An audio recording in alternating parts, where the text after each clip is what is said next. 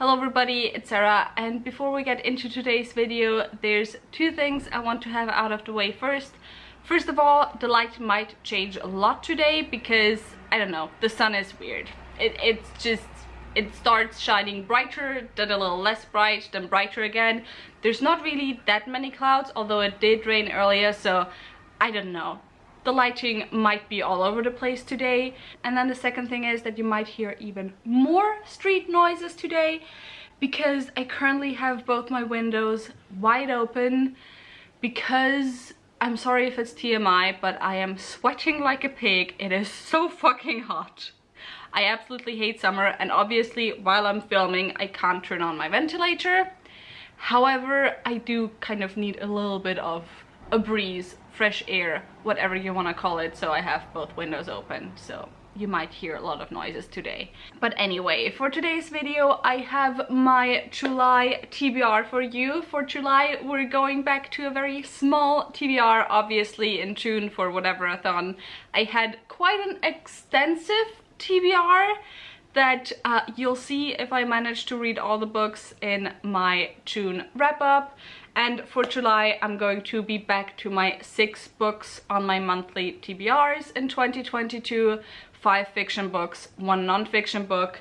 And yeah, so let's jump right into it. First, I actually do kind of have 7 possible books on my TBR for July, and that is because I have 2 possible non-fiction books on my TBR. The first obviously is Orientalism by Edward Said. This I technically started in June. I read like the preface, so I'm not very far in, definitely not as far in as I wanted to be, so I definitely want to get a good chunk through this, maybe even finish this in July. This is the book where Edward Said basically takes apart the concept of Orientalism, the concept of the Orient, and how the Orient has been and still is viewed by the West. And it's the book that I wanted to properly read. I mean, I've read parts of this already for uni, for my studies, but this is the book that I wanted to work my way through for my Orientalism in fantasy videos, so I need to get to this so I can upload that video by the end of the year. And then the other nonfiction that I will possibly start in July is Silk Roads by Peter Frankopan.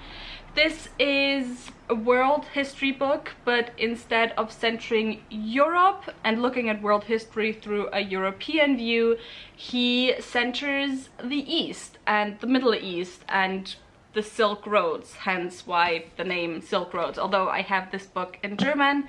And the reason why I'm probably maybe going to pick up this book is that Cleo from Bemused Bookworm and I tentatively said we might start reading this in July together, so yeah, we'll see about that. Continuing on, I have my 5 fiction books that I put onto my TBR for July.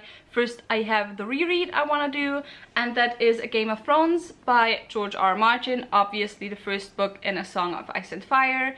And I also want to reread this series this year for my Orientalism in fantasy video. I'm going to mention multiple fantasy series because Orientalism is a problem in pretty much all classic fantasy series, but I did decide that I wanted to choose A Song of Ice and Fire as, you know, my definitive, my central book series where I want to anchor my arguments. So yeah, that's why I want to start rereading this series. Also, I kind of want to reread it just for House of the Dragon, for the new HBO show, I think. You know, the new Game of Thrones show that's gonna come out.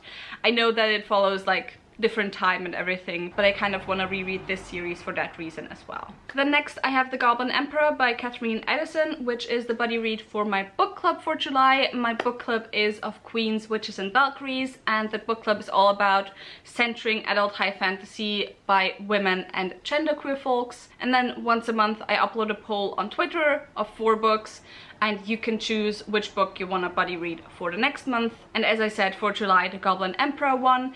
I don't know too much about this, except that I believe it's kind of a political fantasy romance, or political fantasy with a heavy focus on the romance within the story as well. I believe it is a standalone and that it is a contained story, but I also do think that there was a sequel published at some point. And yeah, very excited to get to this, and I think it should be quite a fast read. And now I have to change my battery once again. So I'm back, so let's continue on with another buddy read I have for July, and that is Prisoner of the Iron Sea Tower by Sarah Ash. This is the second book in the Tears of Artemis series, and I'm going to be buddy reading this with my friend Scylla. We already buddy read the first book a few months ago.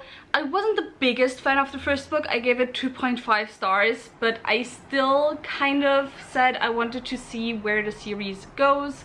This is an adult high fantasy series, and in this one we follow our main character whose name I have forgotten, who one day is kidnapped by a bunch of brutes and brought to this very snowy mountain ice northern kingdom, told that he has a demon inside of him, and that now that his father is dead, he is king of this country, and he has to deal with that, and also find out who killed his father. And so yeah, as I said, I did not enjoy the first book overly much. However, it was quite an easy and fast read. So yeah, we'll see. Maybe I'll change my mind once I read the second book. One last book before we get to my series TBR chart, and that is The First Woman by Jennifer Nansubuga Makumbi. I recently, like a few days ago, finished Homegoing by Yak Yasi, and I really loved it. And although I don't think the two books will have a lot in common at all, it just really made me want to pick up The First Woman. This one, I still don't necessarily know what this is about. We follow our main character, who is a girl in her teens and who begins to ask questions who her mother is. And this story, I believe, has like magical realism elements. It is very rooted in Ugandan folklore. And yeah, at the back here it says, at once epic and deeply personal, this is an intoxicating mix of Ugandan folklore and modern feminism that will linger in the memory long after the final page.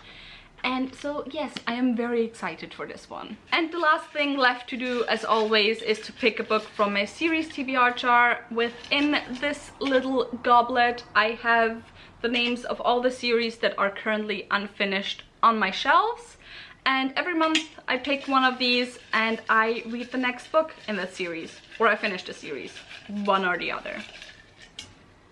So I have one right here, and that is, let me see, the Anita Blake series by Laurel K. Hamilton. I believe the next one I have is Serpentine, possibly. So yeah, I continued the series once already this year, but I still have like 3 or 4 books left in the series, and so we'll see. We'll see what I think. The last book in that series wasn't necessarily my favorite. I actually did not enjoy it very much, but I have already read 25 out of like 28 books, so you know, I'm not gonna give up now. I'm gonna see this series to its very end.